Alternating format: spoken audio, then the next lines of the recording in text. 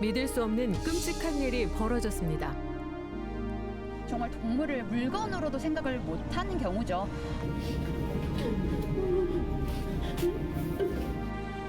사건 현장은 경북 안동의 한 시골 마을.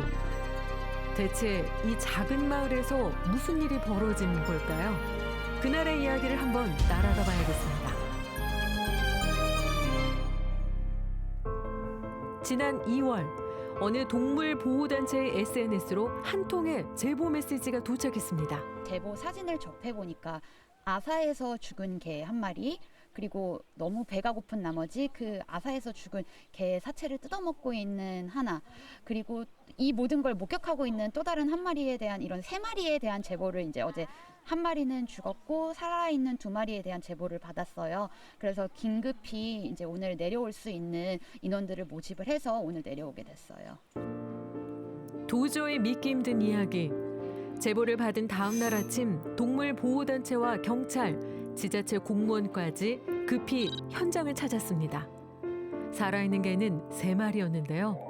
아기 강아지 같은 경우는 거의 움직이지 못해서 아예 기력이 없어갖고서 지금 사람이 너무 무서운데도 불구하고 축 처져 있고 이런 모습이고, 그리고 이제 어제 그 사체를 먹던 그 친구는 많이 겁이 나서 숨어 있는데, 근데 이 아이들은 최소한의 뭐 물이나 사료급여는 당연히 안 됐을 뿐더러 심지어 그것이 제대로 되지 않았기 때문에 서로 이제 같이 살았던 친구의 이제 몸을 먹어야 하는 이런 일이 생긴 것 같아요. 현장에 먹을 만한 게 하나도 없었던 걸까요? 바닥에 사료가 많이 뿌려져 있기는 했는데요. 너무 오래된 거여서 그런지 아예 아이들이 먹고 있지 않던 상태였고, 이제 잔반이라고 불리는 그게 아예 이제 죽처럼 돼갖고서 있었는데 그거를 이제 그 아기 강아지가 조금씩 먹고 있더라고요. 제대로 저항 한번 하지 못한 녀석들. 동물보호법에 따라 적정한 치료와 보호를 받을 수 있도록 일단 구조하기로 했습니다.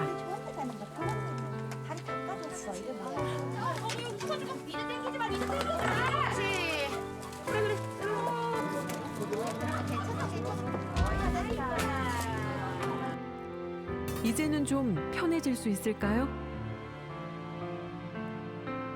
현장에서 발견된 또 다른 한 마리. 이름도 없이 외롭게 세상을 떠났습니다. 한 번도 이름으로 불려진 적조차 없을 것 같아서 이 친구의 이름을 지어주게 되었고, 동물을 부검을 보낸다면 그 사체를 다시 돌려받지 못해요. 우리가 이 친구의 마지막이라도 인사를 해줄 수 있는, 그게 최소한의 이 친구한테 해줄 수 있는 도의는 아닐까 해서 장례를 치르게 되었습니다. 호프는 떠났지만 아직 3마리는 살아있는 상태. 더 늦기 전에 얼른 병원으로 옮겼습니다.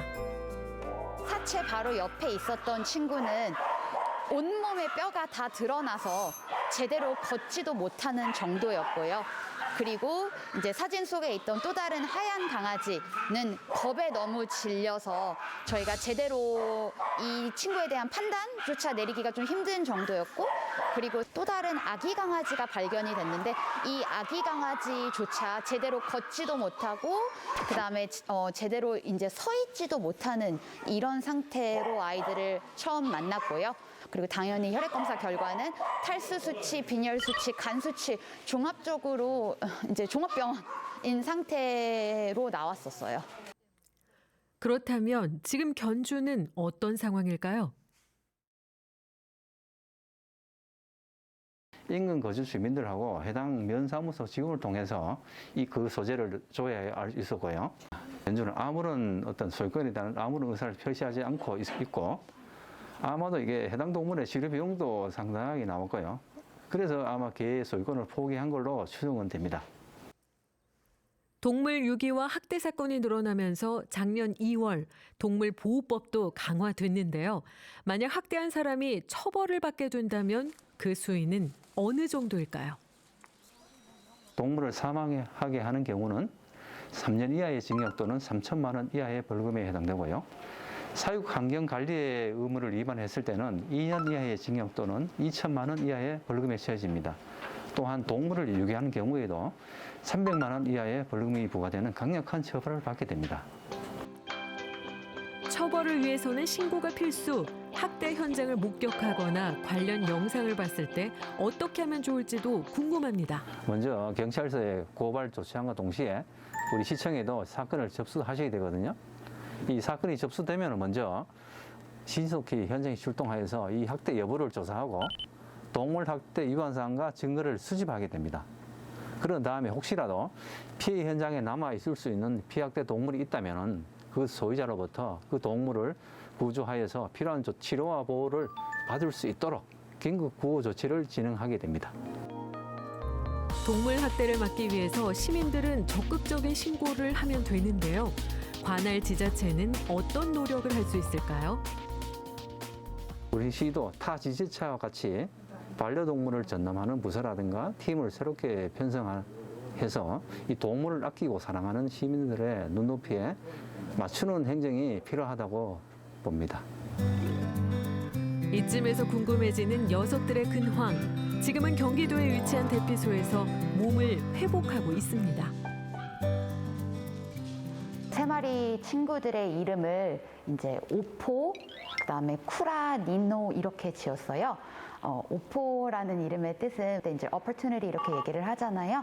그래서 그 앞에 스펠링을 따서 오포라고 지었고 도움이 필요하고 치료가 필요한 아이여서 이 친구는 이제 스페인어로 치유라는 의미인 쿠라라고 이렇게 이름을 지어줬고 엄마가 스페인어 이름이다 보니까 아이 이런 의미인 니노 이렇게 이름을 지어줬어요.